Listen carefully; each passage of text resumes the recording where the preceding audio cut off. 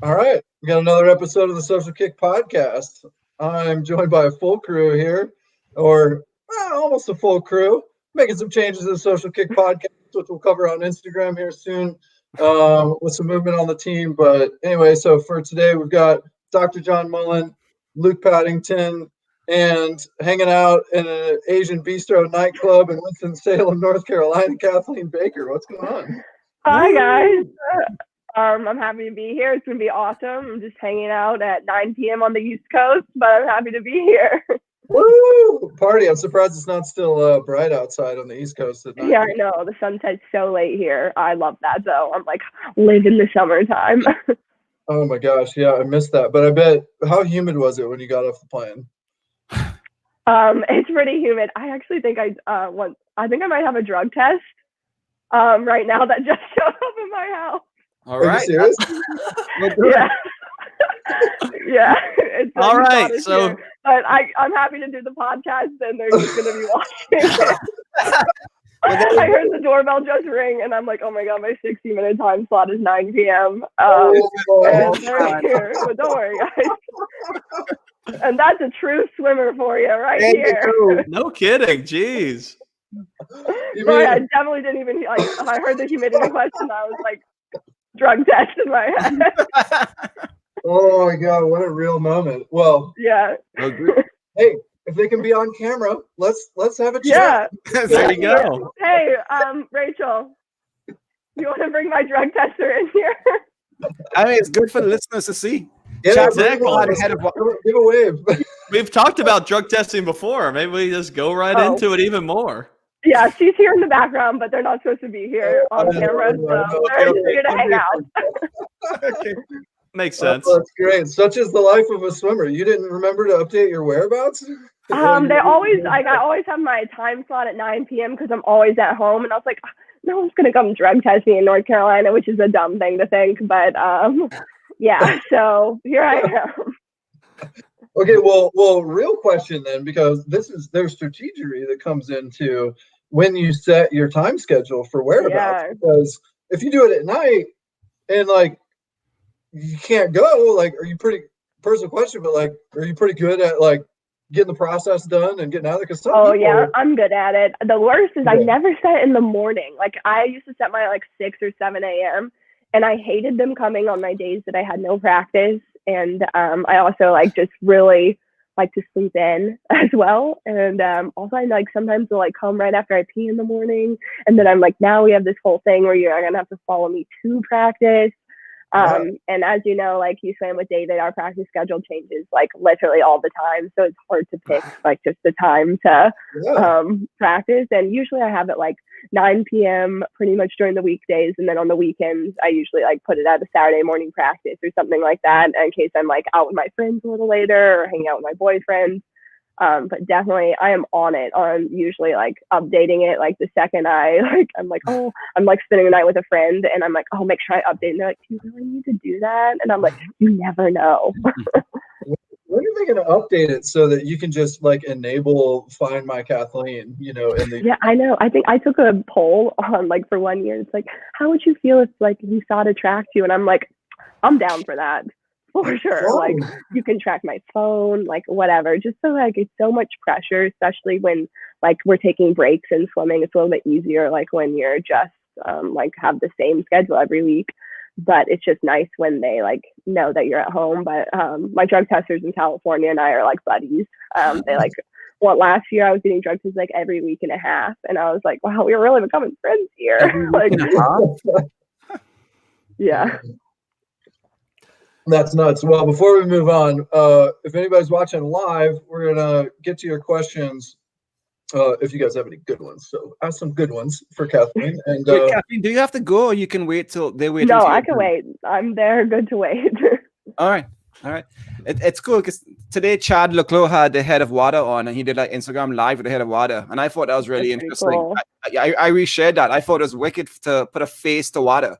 You know, yeah, we just water, but I mean, know about Dick Palm, but to have the head of water talk and his opinion, It was great. Yeah, that is awesome. All about clean sports. So happy that they're here, even on my breaks to drug test me. Well, were you drinking any alcohol tonight? I had to drink wine at dinner with my family, but I think it's going to be okay.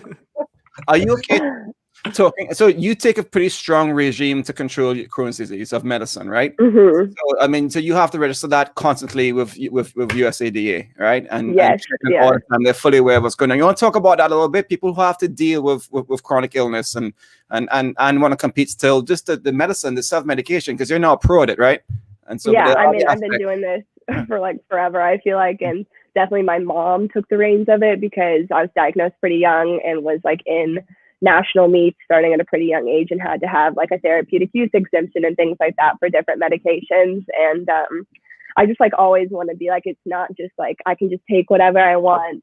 Like when I apply for my therapeutic use exemptions, like I have to send my endoscopy and colonoscopy last results and my biopsies and lab results and notes from my doctor. And it's not just like, oh, Kathleen has Crohn's, so she can just like take whatever medication she wants. Like it's a whole process. It's like this whole thing. And especially if you know anything about Crohn's disease, it's chronic illness. It's not going anywhere. There's no cure. My medications like definitely help me in a lot of ways, but it's like, I'm always going to have some symptoms. I'm always going to need medications. And I might need to be in the hospital and things like that. And managing that as well, because in like emergency settings, you don't always need a TUE, and in and out of competition are so different.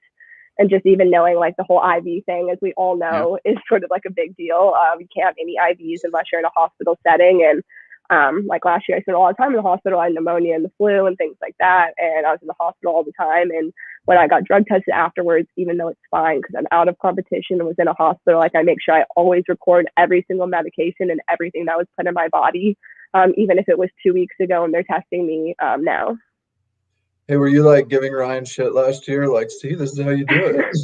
It's crazy. So many people just like didn't even know that that was a rule. And I just like, it's funny, but like I grew up like on junior national trips and junior national teams, and we sat through so many USADA meetings as like a young teen for USA Swimming, and they just like beat that into you.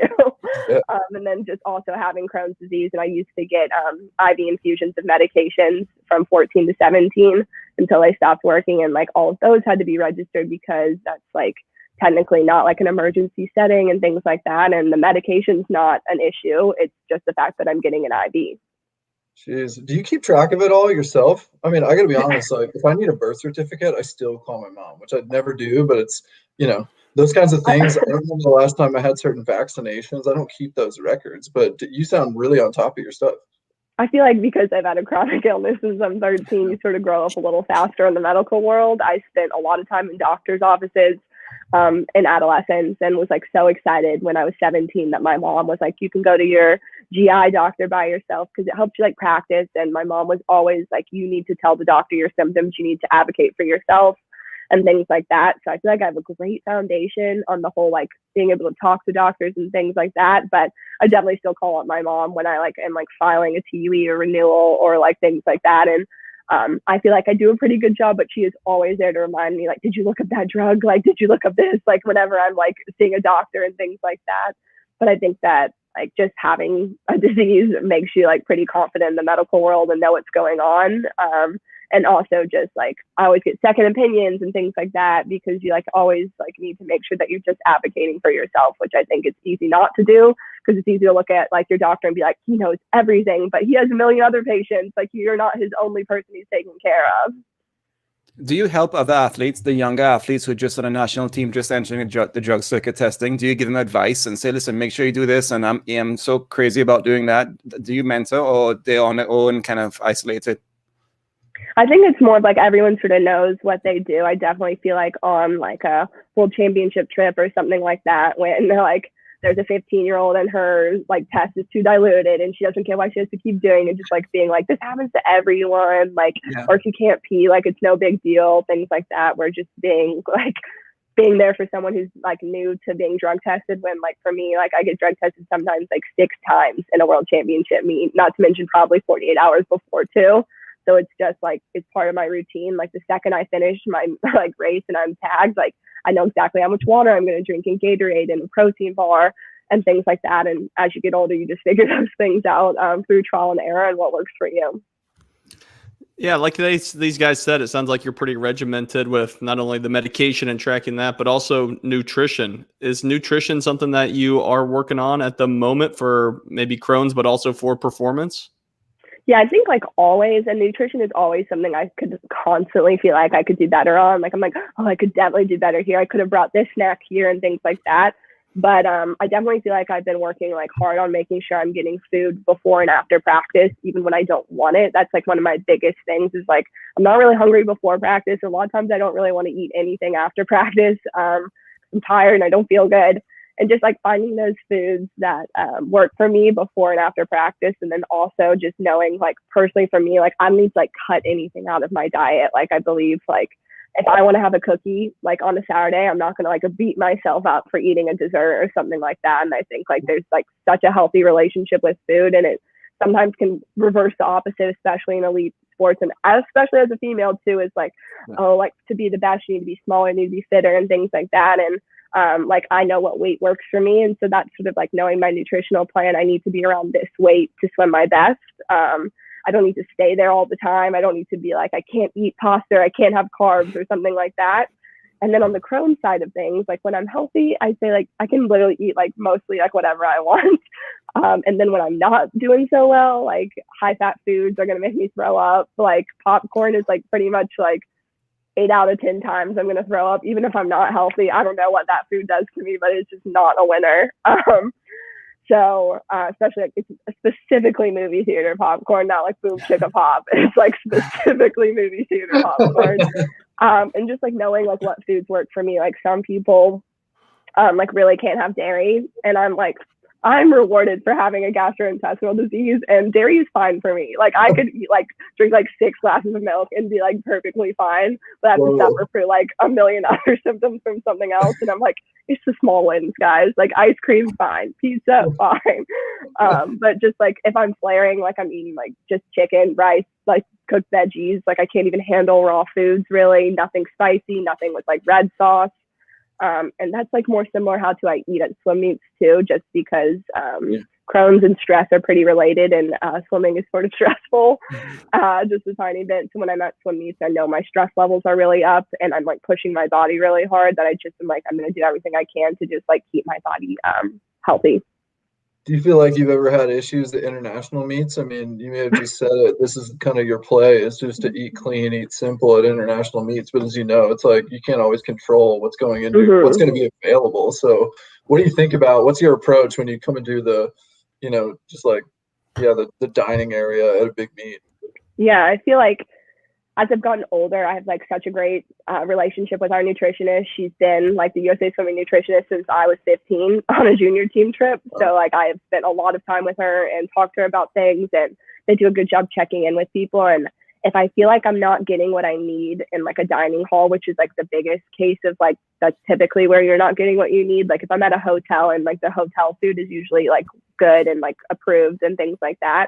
But like last year in Gwangju, and like I'm not going to like eat like fried chicken at a swim meet. I was eating like, and wasn't really sure about like raw foods, because like this is a mass produced dining hall in South Korea and things like that. And a lot of like athletes were having problems because they were eating like boiled chicken and pasta, which is like, okay, like you're not going to like die or anything, but you're not getting everything you need. So like you need to be able to fill that up. And we were eating like freeze dried like mountain house meals, like, we like pour the hot water in a bag and like those type of things. Yeah, we were eating some of those, and honestly, they're pretty good. I have no complaints there. Chicken and dumplings, definitely the winner for me. And then they do a lot of like chicken and rice before prelims, a lot of peanut butter and jellies, and just making sure that you have like what you need and requesting it beforehand, which I think is like just planning. Like for me, it's like planning, and like even if I need to bring my own like bars, if I'm like really specific on bars, or just like texting the nutritionist before we leave and being like,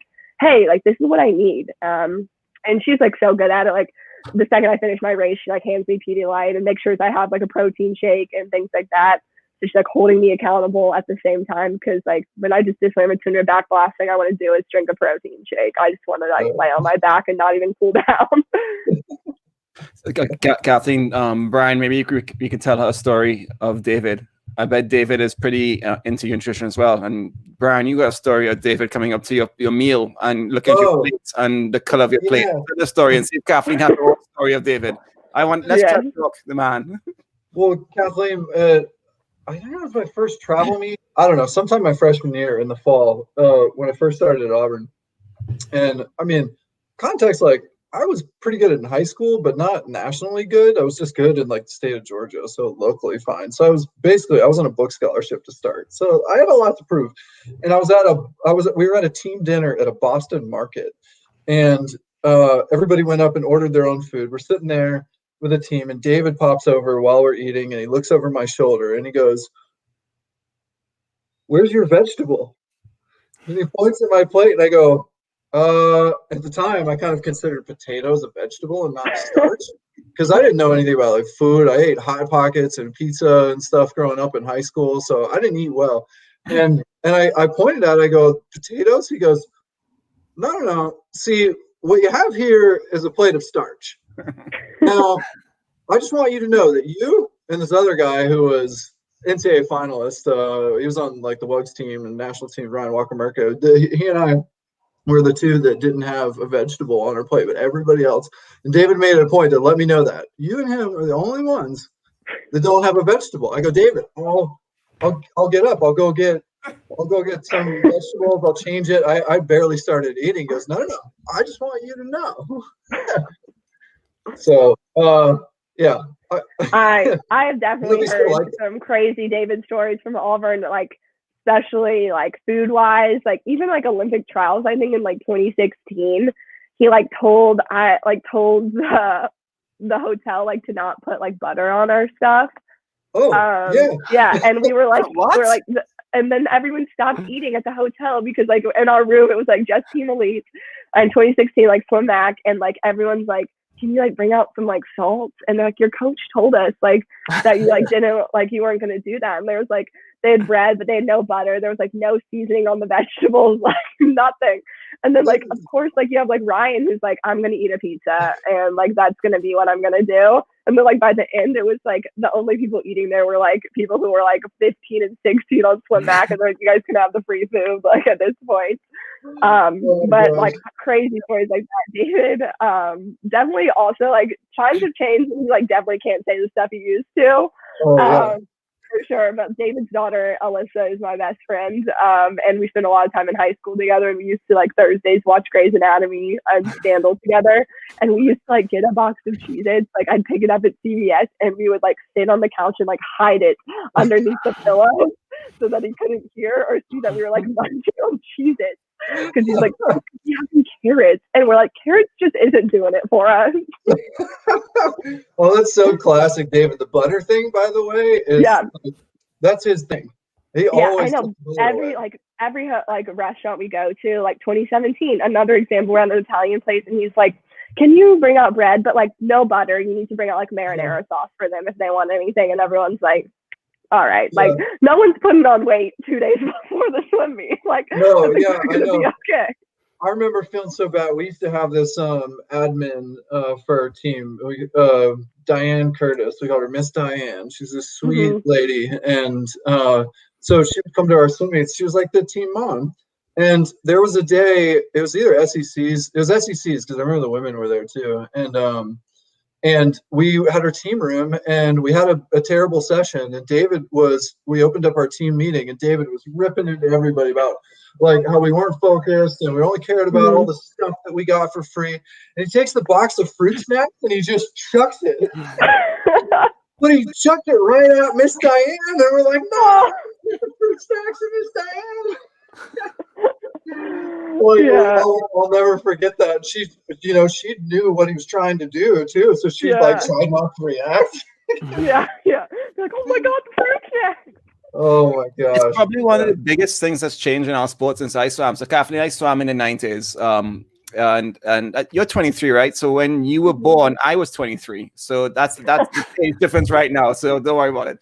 But in the 90s, we had like cupcake parties the night before the big meets, and the coach took us out for wings and stuff. Yeah, it was just not on the radar at all. Carb loading, right? So that's one of the biggest things that's changed, I think, in sport. And then in backstroke, which is one of the events like one of you swim, Brian. That's, I mean, the technique of backstroke is that how things have changed from the 90s to now in nutrition, in technique, in just the attitude. It's incredible. And I don't know how coaches like Dave keep up with it, because David was an Olympic trials finalist in 1980. I mean, he was a backstroker himself. And in those days, he was a touch turn guy, no underwaters, toes below the water on the start, And he was, it's pretty crazy. You would think he'd be like super old school, but he is like so innovative, which like I'm sure Brian, and like I literally just did a podcast last week, and I like literally had to be like, guys, I know it looks like we have fun the whole practice, but I am in the middle distance group. Like I actually train really hard. Like I don't just do 25 fast. I know that's what you see on social media, but like, have you noticed I'm not in them that much? That's because I'm swimming over there. He can have some hard stuff, that's for sure. Yeah. He knows how to ride a hard workout. Well, you've been with David for a while now. Have you seen that progression and change over the last? I mean, what was it? Almost a decade? 7 years, right? No, it's 9 years. I started 9 years. Wow. 13. Yeah, for sure. Like, I mean, just like. It's a little bit of an evolution for me too, because like you train a 14-year-old a lot differently than you train a 23-year-old. And so I spent a lot of time doing extra in my high school days, and now I just do what the group does. And for me, it's not as much like an evolution for him. I feel like he's always like on social media or looking at other people's races. So he evolved so much on the technical aspect as a coach, but our relationship has evolved so much as it should, because I'm now 23 years old and a professional athlete and not a child. And like, I just like look at how hard it was for me to like talk to him when I was like in high school and was so scared for that and things like that. And now like, it's just a pretty open communication, especially probably since I was like 19, like being able to tell him like, this is what I feel like I need to do, and it aligning with what he thinks I need to do as well. And I think that's like something that's pretty awesome, that you can have a relationship with your coach, is like you both know what you need, and it aligns. So you're never feeling like he's asking too much because you think he should do it too. What do you think that you have figured out with him in that rhythm, as far as what it is that you need? And like, can you give us some details on what you feel like you vouch for yourself, what he vouches for, and kind of what the middle mix is? I think my biggest thing is it doesn't matter how hard I train if I'm not healthy. That is like an overarching, like just my life. I'm like pretty much want to be at practice no matter what.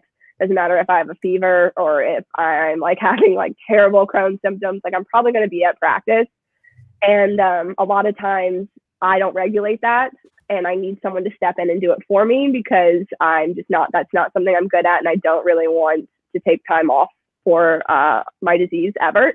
And so having a coach that sees that and registers and knows like when I walk into practice, he can tell like what I need and what I don't need. And so it's not always on me to have to be like, hi, like I'm like really sick today and like don't think I can do 24 100s fast off the blocks. Like I need to swim 4K aerobic.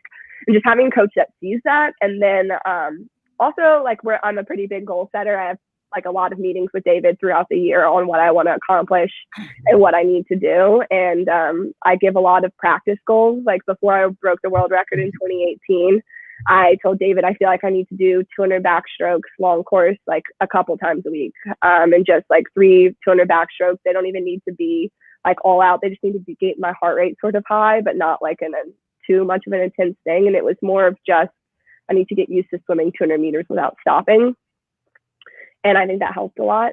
And there's just like different times where I really request sets, and we have a great relationship where I'll text him a set and be like, can we do this? Or like, if like Saturday, I'm like, have you decided what we're doing yet? And I can give him ideas of some of the things I like to do. And for me, just like being involved in the process of the seasonal plan is important for me. And then also knowing that, like for me, taking breaks is really healthy. Like I'm on a break right now swimming. I'm still training like 4 times a week at my local pool, but I'm not like grinding, as you would say. And like, that's so healthy for your body to get that rest, not only on like an injury side of things, but especially mentally. You always come back so ready to go. And like he sees that like works well for me. And there's never like an issue when I'm like, we always are like, you need to take a break in August and you probably need to take a break in December and maybe 2 days in March. And I think that some coaches are so worried about athletes like missing practice and missing this. And I've missed so many huge chunks of swimming in my life. It's like not even funny. Like for me, 3 weeks is like a walk in the park in terms of like being out of the water. And I always come back. I get in shape pretty quickly. The best thing you can do is just like keep the feel for the water. And that's sort of how I feel like having a coach who sees you and knows you, and the relationship is so much deeper than just being a coach. Kathleen, that's such a mature way of being for someone of your age. I mean, I know you're an adult, 23, but it's like that's something. Luke's double your age, though. We already went over that. Yeah. But I mean, to be honest, like that's the kind of maturity that a lot of athletes never find. And so for you to have the confidence to be able to have that type of relationship and understand not even just the communication of your coach, but also just understanding your body, what you need as an athlete, and how to recognize that. And be really in tune with it, not only just in retrospect, but also as you go on. So I'm just curious, like, have you always been that way? Were you like that as a high schooler? Where did that come from? I think I have definitely always been this way. When I like met with David at 14, it was like, I want to move to Charlotte and train with you. At 14, I came in with a list of things, of reasons why I wanted to train with him and felt like I deserved it. And he was like, oh my God, this kid like really wants it. And like my parents are like sitting in the background and like don't say anything, which is so important.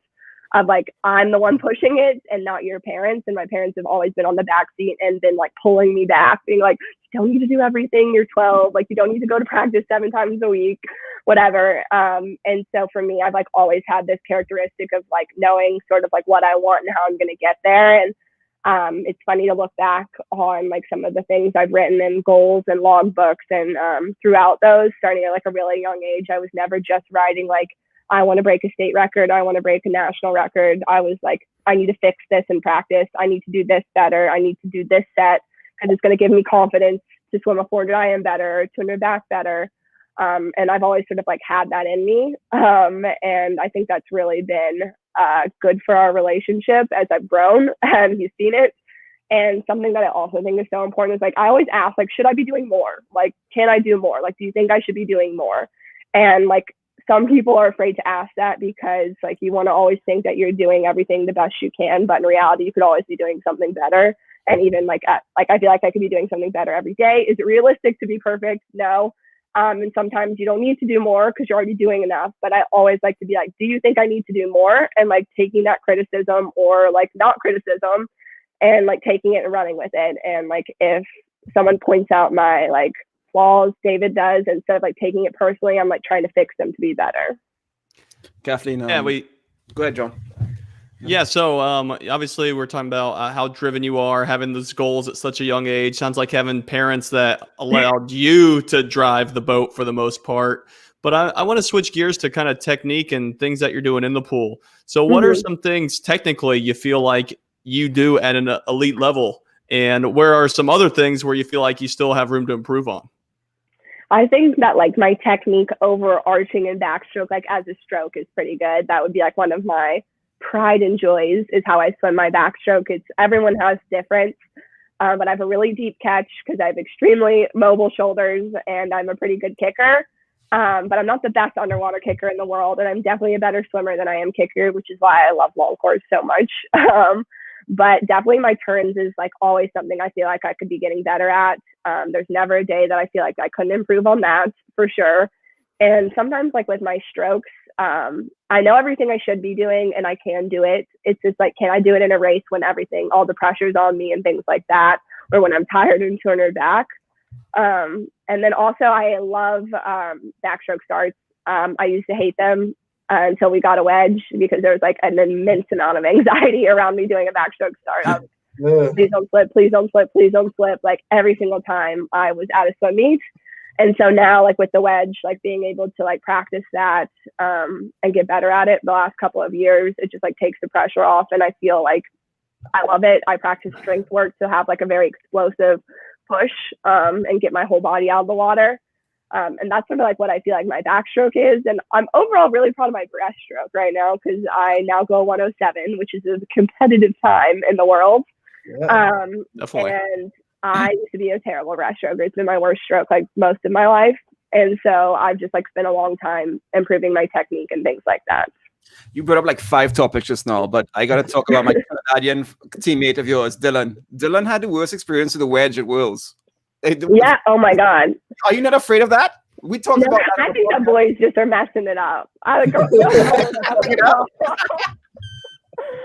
was having a terrible experience because they were trying to take them away, and I was like, no girl is having a problem. Don't take the wedge away, because they're all falling in, guys. And I think the guys are just pulling up so aggressively that it's too much pressure for the wedge, and it's causing it to like slide down.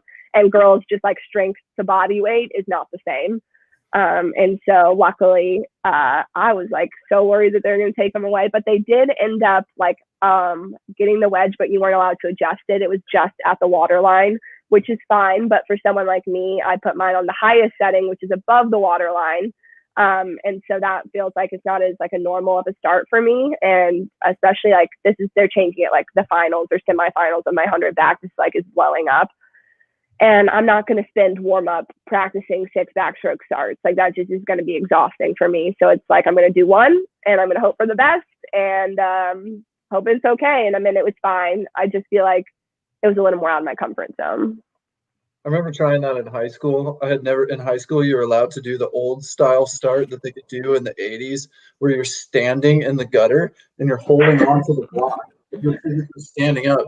But it's crazy because you could launch. You could enter from there. I think that's like a lot of my backstroke is so fast in general right now because there's like your start is like hugely different. Like I propel like none of my body even touches the water. Like at some point, like I'm completely just floating in the air.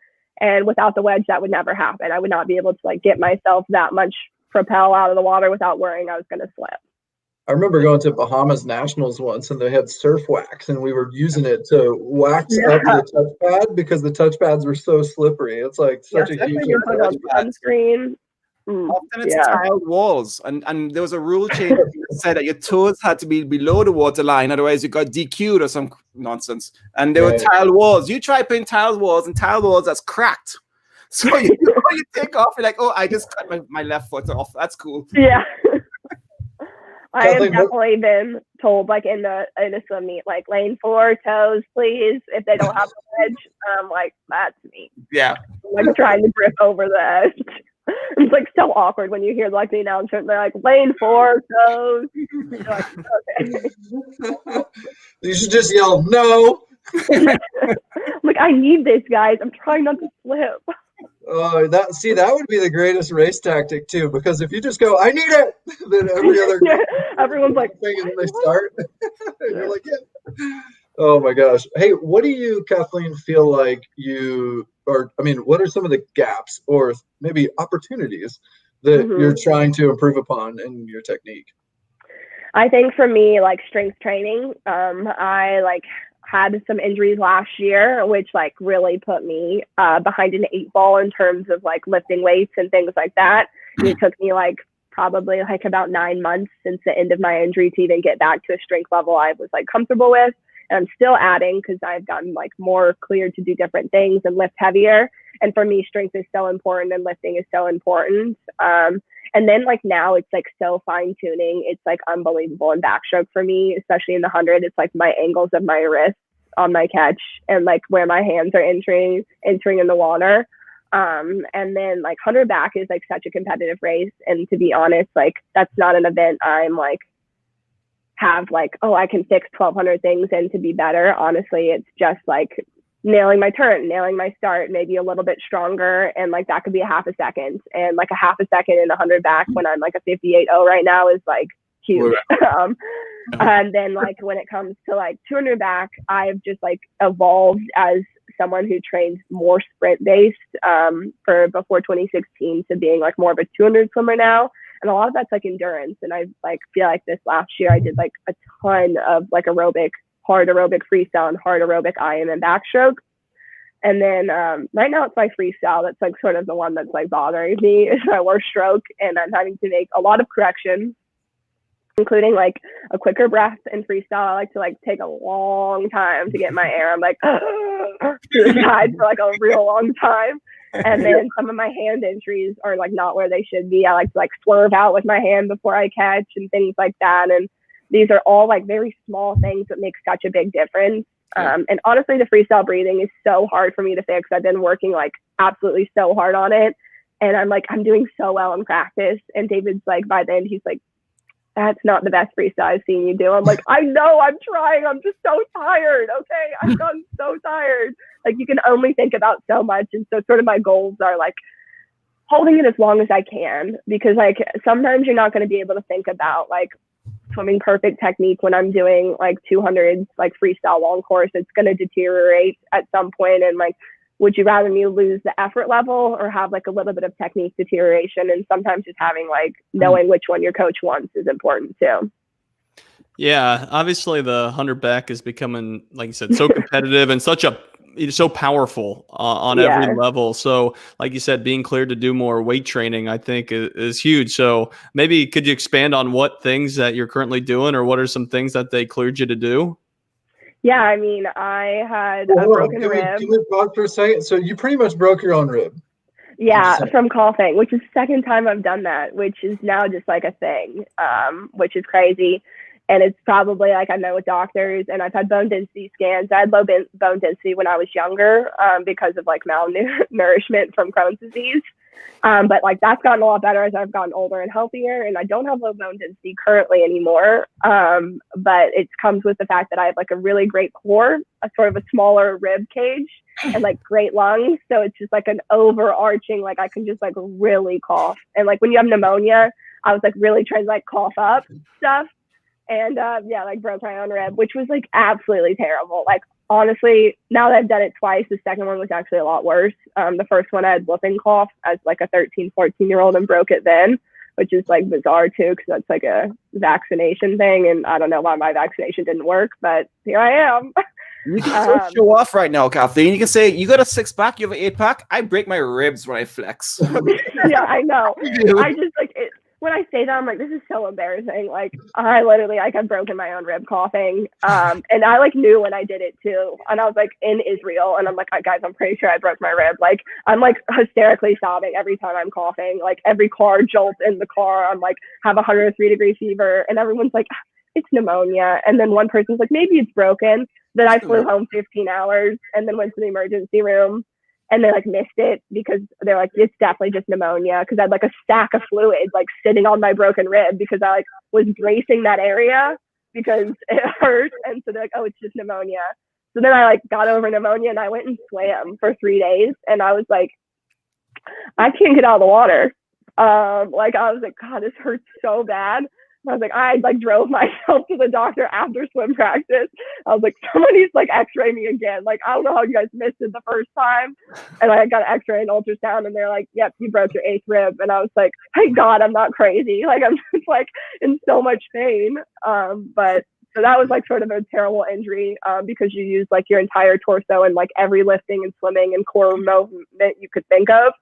Like at the time when I was like first broke it, I couldn't even like lift my legs off the ground without like excruciating pain, or like sitting up in a bed, which are like pretty basic things that were like terrible. And so like when I got to the point where I could do like a dead bug, like an ab routine, I was like, oh, I am good. I'm like good to go. And turns out like I just overcompensated a lot during that process because I wanted to get back in the water so bad that I herniated disc in my back like a month later, and had to be like carried out of my weight room in a stretcher, which was like traumatizing to begin with. And so that like put a whole nother like, oh, you cannot lift weights. Like on all these things, you can't lift weights. Like I have an epidural in my back, like all of this. And so I just have gotten into the point where I'm like, can do like some overhead stuff or like a heavier back squat. I didn't even like really pick up a bar until like December probably of this year. And so just like getting more comfortable, like Olympic lifts again and doing like some push presses overhead, some more core routine. Like I wasn't even allowed to do anything where my back came up off the ground, which is like pretty frustrating. And so for me, it's just like being able to be cleared and like not having like terrible back pain all the time. I still have back pain pretty regularly, but it's like definitely manageable. And I go to PT all the time for it. So for me, it's just like being able to like, Because John, when I had very bad back pain, you said my abs were too strong. I had no glutes, no hamstrings, and it was stuff in my back. How often do you, right, John? How often do you work on the antagonistic muscles? You see, big word. Exactly. I'm impressed with that one, Luke. All the time, especially in swimmers, because swimmers often have weak glutes. And if you have weak glutes, you're going to use your lumbar extensors and your low back, and that can, cause back pain or create some herniated areas in the disc. And then obviously if you have a rib fracture, like Kathleen said, you're going to likely compensate because you want to compete and do all this, but the ribs get in the way with everything because they rotate every time we twist, every time you breathe. All these different things are going to be very difficult. So I'm glad to hear that's better, and the back sounds like it's moving along. That's for sure. But you got to get that even better. Ongoing. I know. It's like I literally I haven't had very many injuries, and I've been so fortunate on that. And I'm like, I've had enough. Crohn's that's enough for me. And then this past year, I was like, I really didn't need more. I was doing fine. I was like, Crohn's was enough. But I feel like I have such a great support team in San Diego, and such a great relationship with USA Swimming, and they were so helpful. All this was happening right before Worlds, and making sure I had what I need, and strength coach wise, just having a good relationship that your PT and strength coach discuss things is so important. Because obviously there's certain things that my PT specifically doesn't want me to do that my weights coach would be like, why this? Why can't you do this one motion? I never do Russian twists. That's just one of the things. And people are oh, it's minor things. And I'm if my PT saw me do a Russian twist one time, on social media, and called me and was like, what are you doing? And I'm like, I'm sorry, it was just for a video. I don't actually do them. Kathleen, how do you deal? Listen, that all sucked. That sucks. Yeah. Breaking ribs for Worlds. You were on a roll in 2018. How do you deal with all this stuff mentally? What support do you do to keep yourself so happy and positive and just seeing the good side? Is it your support staff? Do you make positive, real steps in your life to keep yourself good and going? How do you keep going? Yeah, I feel 2019 was the hardest year of my life in terms of having the best year swimming wise in 2018, turning pro. March of 2019, I was training the fastest I've ever trained before and holding times that I never thought I could hold in practice. And then by the end of the March, I was in the hospital. And from March to August was pretty much a pretty rough time for me in terms of swimming. I was trying to get back into it. And I just remember being so discouraged because I'm so exhausted when you take 10 weeks out of the water. And it's not just you're just hanging out. I was just laying in bed. So I wasn't even I was going walks. Walks was my activity. So it was pretty stationary, and I felt pretty discouraged during that time, especially because I live in San Diego and my whole family's on the East Coast, and not feeling I had the people that I needed there was a little bit hard. And I always like to address that it's okay to not be okay. I was pretty sad some days. I was I can't believe I can't swim. I have nothing to do. I've graduated college. I know my job is swimming and I have nothing to do. But at the same time, it gives you an immense appreciation for your sport. And for me, just keeping a positive attitude. And I say, I live in a little bit of denial that I can accomplish anything in this world. And sometimes that's works against me, and sometimes it's really helpful. So during a hard time that, I wasn't my swimming's over, I'm never going to be the same. I was more this is just something I am going to have to get over. Everything's going to work out how it's supposed to be planned. And just keeping that positive mindset. And for me, 2019 Worlds was not great for me. I got 6th, which isn't really that bad considering I didn't really swim beforehand very much. In the moment, didn't really feel that way. But looking back, I'm honestly, I did pretty well.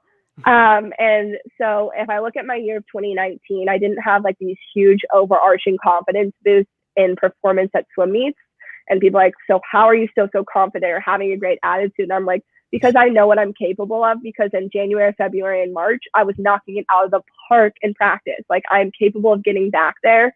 And I think for me, being able to not just justify my confidence or happiness on a performance at a swim meet, because they're so few and far in between, that's much easier for me to stay in such a great mindset when you find the little confidence boost of practice. And I treat every practice like a performance. Rather than just a grind. And so for me, just having those things along the way really helps versus just my big meet of the year was 2019 Worlds and I did not do well. So I'm going to have a bad year. I'm never going to get back to where I want to be. And it took me a long time. It took me till about January of 2020 to feel back to myself. But it was awesome. January 2020 was awesome. And that's sort of how I look at this pandemic year. Like, I had the best in season times I've ever had in February and March. And so I hold on to the positive of those. Yeah. So, yeah. Well, I mean, it feels like you got the right mindset then to just understand that, okay, I was in a great spot then.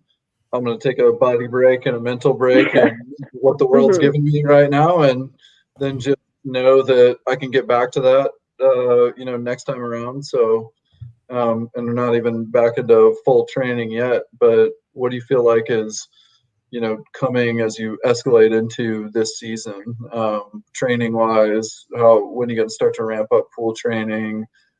What's on the horizon? Yeah, I feel like I had a different quarantine experience because I swam the whole time. I was in the pool most of the time, 4 times a week, at least. And that was in a backyard pool or on a military base or something like that.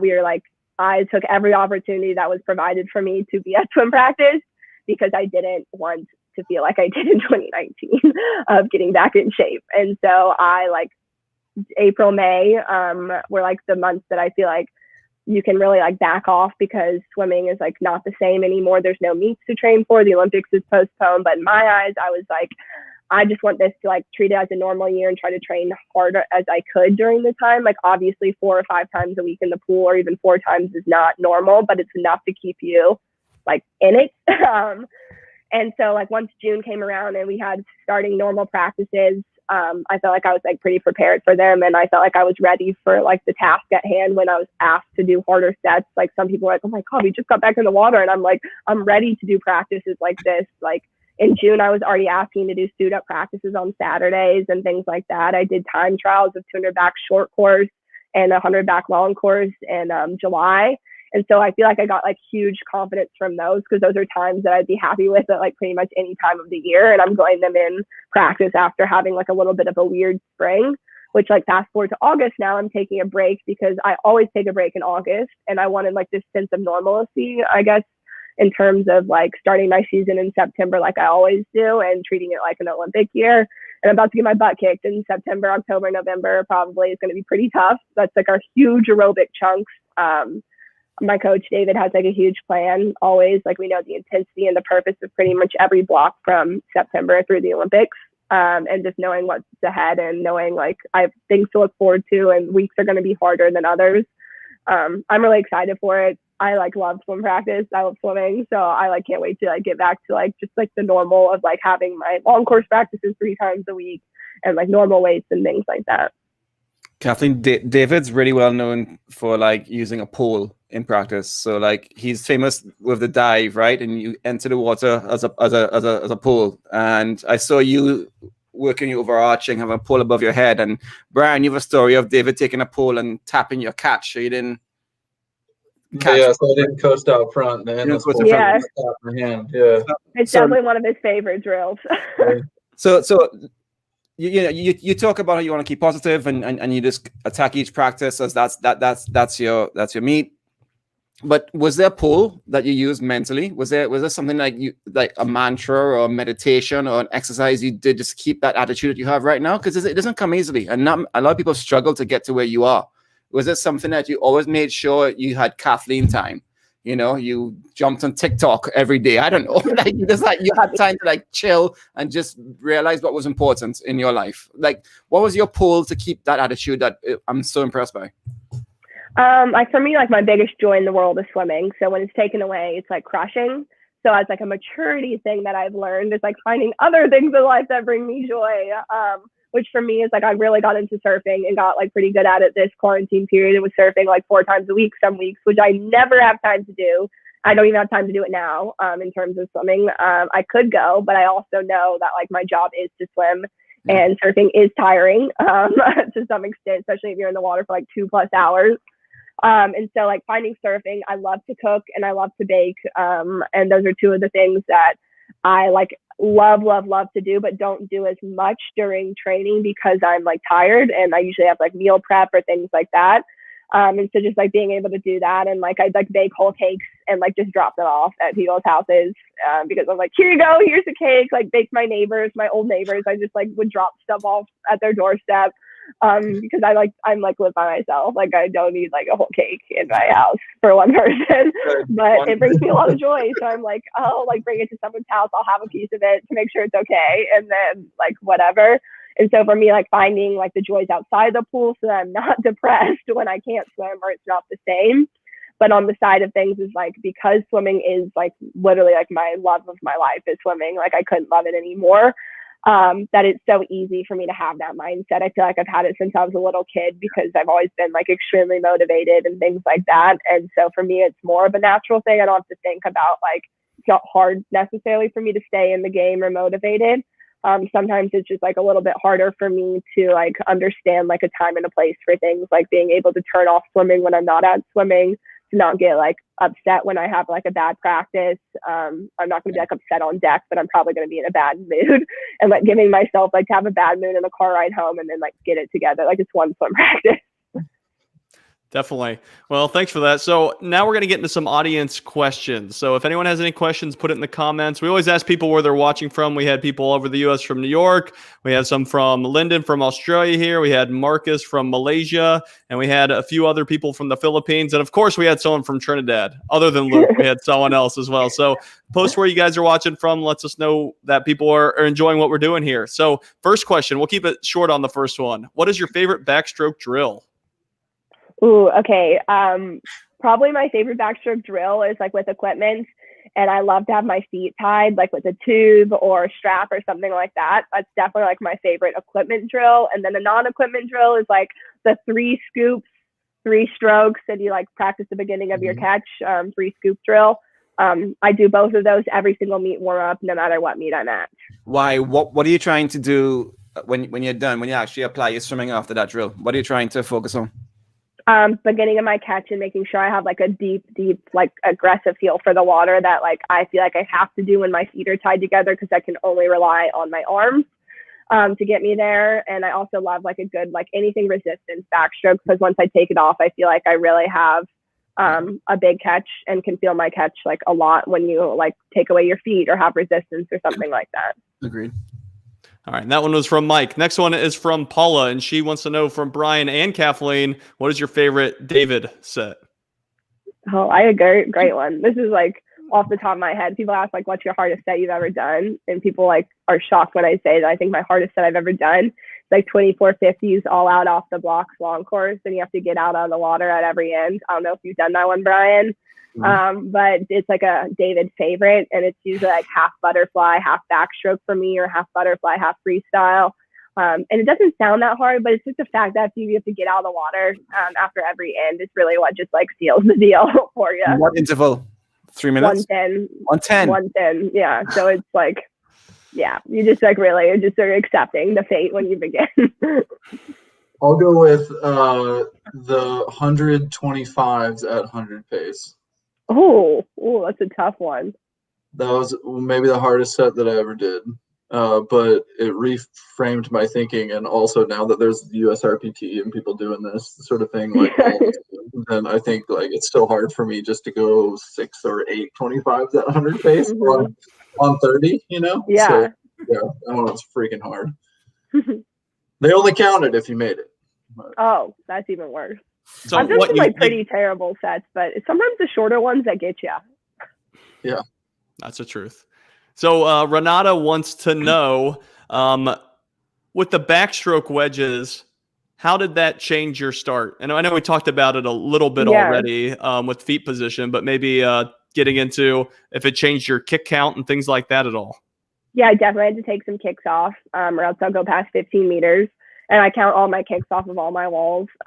One for like a mental help, like an intuitive back, I always take 7.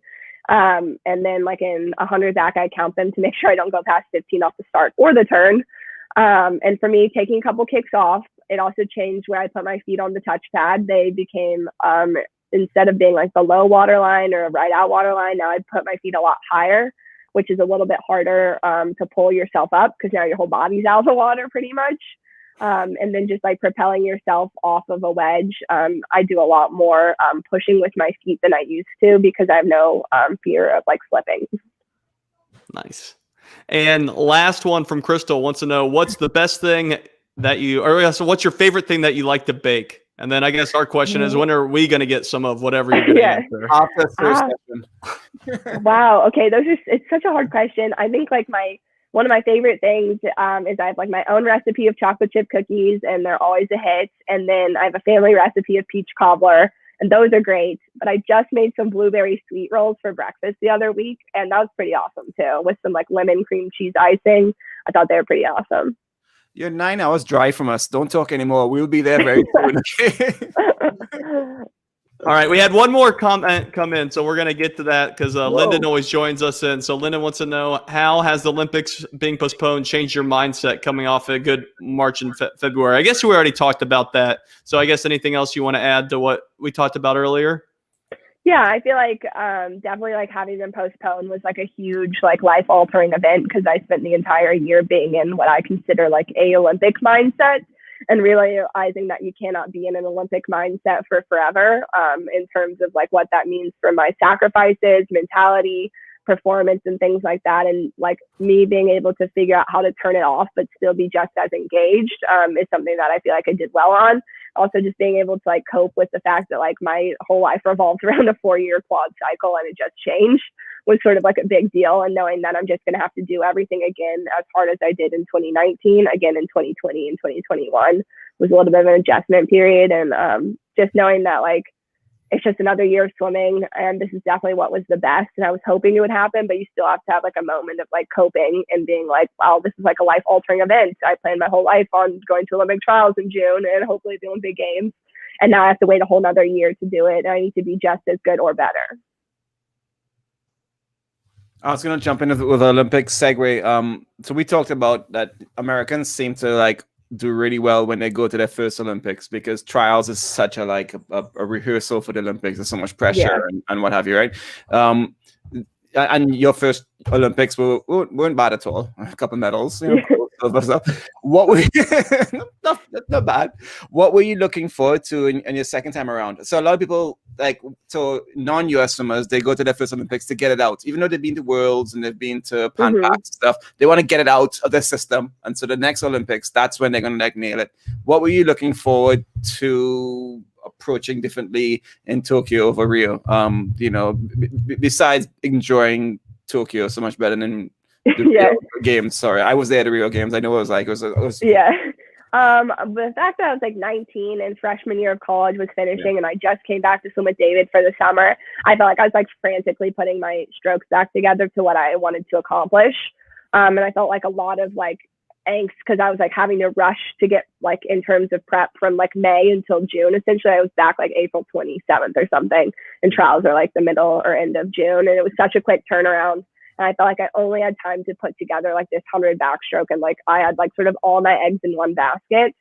And it was very stressful, and feel like I'm so fortunate that everything sort of came together in terms of like my strength, my health, and my mentality about 2 weeks before the Olympic trials. And sort of like everything came together then. And this time around, like I spent a lot of time like on national teams. I've added 2 more events, the 200 back and the 200 IM, which are just as competitive as my 200 back at this point. And knowing that I have 3 other events and I want to make the Olympic team in 3 events, and I'm training to make the Olympic team in those 3 events, is a whole different mindset than just hoping you're going to make it in one. Like you need to train for the, I guess like the excitement and the sort of like up and down of trying to make it in more than one event at the Olympic Games. And my first event is the 100 backstroke at trials, which is like an extremely competitive event. And knowing like whatever happens there doesn't define my rest of my meet, because I still have 2 great events left in like my event doc, I guess. And so just having that confidence of knowing that I'm here for more than one event, and the confidence of knowing that like I'm in the talk to medal, which I wasn't at all in 2016. Like I always want to like be in the conversation, like no matter if I get there or not, like I want to be a contender. I want to be in the conversation. I want to be someone that people are like, oh, I have to beat her to get this medal, or I have to beat her to do better. And I feel like I have that this time. And sort of that's like my mentality. And also just 19 in college versus now I'm going to be 24 at the next Olympic trials. Like just being a different leader. Like I had so many girls I looked up to at 19. I was like the second youngest there. Mine is Katie Ledecky. We were both 19. And then fast forward to now, and I've been on the national team for 8 years. And so seeing that and being like a leader and someone that they can like look up to and like who has been through worlds and Pan Pacs and medaled at events, and know like how to handle yourself in media and how much pressure it is, and things like that. That's some of the hardest things that you can do is like the Olympic trials and the Olympic Games as an American athlete, and just knowing how much pressure that is. And hopefully that like if people are struggling, that they can look to the people who have done it before to get over it or ask questions. Man, you're so well spoken and you such clarity of thoughts. I mean, I know you're gonna go from being that underdog in 2016, like, oh no way, she's gonna medal. She hasn't broken 9 to now being a target in your back and a former world record holder. I think you're just gonna like blossom in that role and a leader. It's so impressive, guys. What's that lethal 100 breaststroke time in 107? That's gonna light up. I want to be a breaststroker so bad. That would be the dream. We saw you at ISL. We saw you. Yeah. Light up the IM. I love it. That's cool. Yeah. All right, Kathleen, we got a few quick ones for you before you go. Cool. What's the hardest race in swimming? The 200 backstroke, duh. Like hands down. Like not just it is. I could get behind that. Are nose clips cheating? No, because I wear one. I'm obviously on the bias. I've been wearing one since I was 12. So at this point, I like barely know how to function without one. Definitely can get through it a little bit long course better than short course just because there's less turns. Oh, yeah. It's lethal short course. Greatest age group swim meet snack? Oh, a Snickers bar. I had a Snickers bar when I was like, I used to have Snickers, like a little fun size Snickers when I was like 11 and 12 at meets. That'd be like my in-between snack. Obviously, I do not do that now, but that was a great one. I always used to say that 90% of swimming fast was looking good. So I want to know, how much faster do you think the pearl earrings make you? I say look good, swim good. Like if you ain't feeling yourself, like you're not gonna be able to perform. Like I want to like walk out and I want to be like, wow, I'm looking good today. Like it's not a tap. I gotta think that. So the earrings do a lot for me. Oh, I love it. Individual Olympic gold medal or world record? I definitely would say individual Olympic gold medal because records are meant to be broken and they should be broken regularly, and no one's taken away that gold medal from you. If you could race any athlete from any era, who would it be? Oh, that's a good question. I feel like I'd want to like race Mark Spitz or something, even though that's like a gender thing. I would definitely say that. I feel like it would just be cool because like he's such a big name in the sport of swimming before, like people still talk about that now. And I think that's sort of something that's like special in the sport of swimming is like having those like huge names like Michael Phelps and whatever. So I think it'd be cool to just like be in a race. If I could like rewind time and like race back then, even if I didn't have to wear goggles, I feel like it would just be like just so different. Yeah. Here's the deal. But you race Spitz and it's in Lycra. There's no edge. Grab start. You gotta have a mustache. Or a huge mustache. No cap. Yeah, it would be a little bit challenging. And I just like can't even believe that's like what swimming is. Like, you know, like people like freak out when their like goggles leak, and then like people used to swim without goggles. Like, and I'm like complaining if my goggles leak. How many more Olympic cycles do you have in you? Definitely this one, and we'll see how this one goes. But I definitely want to swim at least until 2022, and go to that hopefully that World Championships, and then see how I'm feeling then. Maybe 2024 because Paris sounds pretty awesome, to be honest. That does sound pretty awesome. Yeah. All right, selfish one for me because I just got onto this one. But do you watch the Great British Baking Show? I've watched a couple episodes. My teammate Kendall Stewart is a big fan, and we are roommates at every swim meet. So I have seen a few episodes. We watch it a lot here. Oh yeah. Yeah. Oh my gosh. Awesome. Oh, I love it. Well, Kathleen, thanks so much for hanging out with us. I hope that you have an amazing drug test. You're going to crush it. I need to go take care of that. Thanks, guys. Don't crush it. Come on now. We got to be careful with our words. Don't crush it. Oh, that's it for this episode of the Social Kick Podcast. Thanks for hanging out, and we'll see you guys.